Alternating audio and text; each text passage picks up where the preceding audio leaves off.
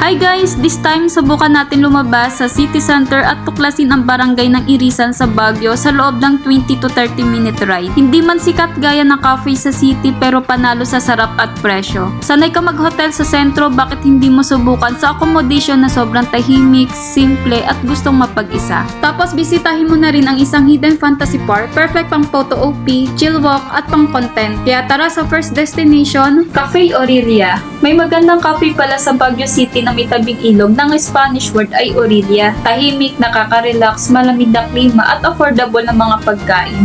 Ang sarap sigurong kumain dito, no? Hi, I'm Miss Diana. Tara samahan nyo akong gumala, food reviews at commute guide. Galing nga pala kami sa Burnham Park at nag-book kami gamit ang Grab. 280 pesos ang rate, 20 minutes lang ang biyahe.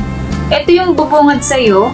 Tapos very accommodating ng staff. Meron pala silang accommodation pero food lang pinunta namin.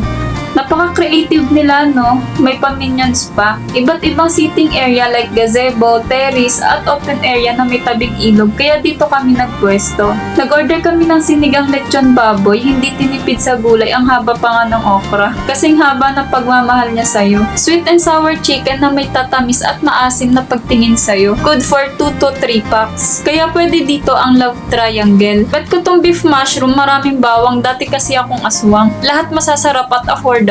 Sobrang lamig dito guys, pero uminom pa ako ng lemon na nilagyan ng napakatamis ng salita. After kumain, mag-walk-in ka muna para ma-relax yung utak mo. Puro huni ng ibon at agos ng tubig na mapapa-calm your soul ka talaga, kaya sulitin mo na. After vacation ay babalik ka na uli sa maingay, mausok at puno ng problema. Natutuwa din ako sa lababo nila na gawa sa kawali at napakalinis ng CR.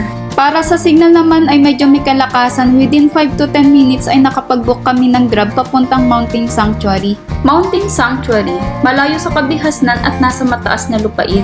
Ang room na in-avail namin ay double deluxe, habang nagpapahinga tanaw mo ang kabundukan at kalangitan. Sa kabilang room naman ay may 2 bed na super aesthetic ng disenyo. Ito yung kusina, may induction cooker, rice cooker, dishes, cookware, utensils, ref, at libreng drinking water. Sa sala may malaking salamin, sofa, unlimited wifi, at smart TV na may Netflix. Ito yung outdoor area nila, sobrang lamig ng hangin, kung saan favorite namin tambayan at pagkainan. Kung may private car kayo, don't worry, malawak ang parking area. Nasa 3rd floor na pala nakalocate ang double deluxe, kaya sobra kaming nahirapan umakyat sa sobrang bigat ng mga bagahe. Yung rate nila, tignan nyo na lang sa description box. Nagpahinga lang kami dito saglit tapos gora na sa Dragon Treasure Castle. Dragon Treasure Castle. Sulit nga pang pumunta ng Dragon Treasure Castle sa Irisan. Magkano ang entrance fee at fund transfer? Hi guys, I'm Miss Diana. Tara avail tayo ng ticket. 4 PM kami nakarating dito sa main gate. Medyo naulan pa kaya pinag-antay kami hanggang sa tumila bago sila mag-release ng ticket. Meron silang mga booth at pasalubong stall sa loob ng office. Merong accessories, t-shirt, food, at souvenir. May alagang cut din sila dito, pwede nyo nang i-mine, issue ng ngangalmot. Start na ng release ng ticket, medyo may kahabaan ang pila. 165 pesos ang entrance fee, tapos lalakad pa tayo na sobrang haba papuntang shuttle service. Ang dami ding flower and plants for sale dito na madadaanan if you want to buy. Ito yung hall nila kung saan ang processing area for shuttle service.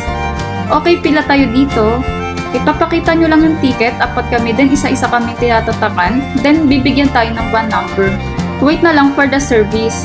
Kasama na pala ito sa binayaran na 165 pesos. Malinis ang van at hindi siksikan. Halos nasa 5 minutes din ang biyahe paakyat ng castle from main gate. Be ready na rin ang tuhod to explore Dragon Treasure Castle. Ang design nito ay hango sa European castle, nang ibig sabihin ay bilog ang disenyo.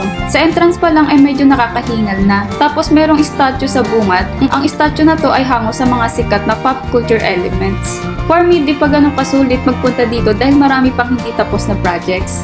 Ang pwede mo palang gawin dito ay mag-photoshoot sa open air courtyard and winding walkways. Dito ginaganap ang ethnic dance performance. May scenic viewpoints ng Sea of Clouds, kabundukan, South China Sea at mga kapatagan ng La Union. 7 PM ang closing time, then wait sa labas for shuttle service pabalik sa main gate. Huwag kayong masyado magpagabi guys kung commute lang kayo dahil hanggang 7 PM lang ang jeep dito palabas ng area. Maswerte kaming nakaabot sa last trip ng jeep, then nag-grab kami pabalik ng accommodation. Yung accommodation nga pala dito ay may free service pa jeepney terminal kung commute lang kayo. Dito kami binaba papuntang Burnham Park, back to normal na uli pa Metro Manila.